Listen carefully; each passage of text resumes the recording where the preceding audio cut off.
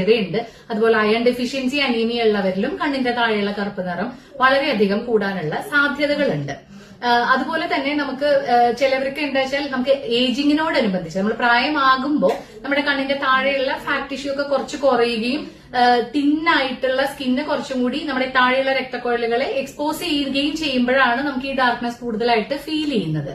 പിന്നെ ചിലര് വളരെ അധികം മസാജ്, ഇപ്പൊ സർക്കുലേഷൻ കൂടിക്കഴിഞ്ഞാൽ കണ്ണിന്റെ ചുറ്റുമുള്ള കറുപ്പ് നിറം കുറയും എന്ന് പറഞ്ഞിട്ട് വളരെ അമർത്തി വളരെ കാര്യമായിട്ട് മസാജ് ചെയ്ത് ഇത് മാറ്റാൻ ശ്രമിക്കുന്നവരുണ്ട്. പക്ഷെ കണ്ണിന്റെ താഴെ വളരെ ജെന്റിലായിട്ട് മാത്രമേ നമ്മൾ മസാജ് ചെയ്യാവൂ. അത് നമ്മൾ ശ്രദ്ധിക്കേണ്ട വളരെ വലിയൊരു കാര്യമാണ്. കാര്യം വളരെ തിന്നായിട്ടുള്ള സ്കിൻ ആയതുകൊണ്ട് തന്നെ നമ്മൾ വളരെ അമർത്തി മസാജ് ചെയ്യുമ്പോൾ ചുളിവുകൾ കൂടാനായിട്ടാണ് സാധ്യത.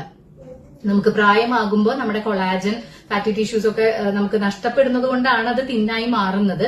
അതിന്റെ കൂടെ നമ്മൾ ഈ മസാജും കൂടി കൊടുക്കുമ്പോൾ തന്നെ മൈക്രോലൈൻസ് കൂടുകയും കൂടുതൽ കൂടുതൽ തോന്നാനുള്ള ഒരു സാധ്യത ഏറുകയുമാണ് ചെയ്യുന്നത്.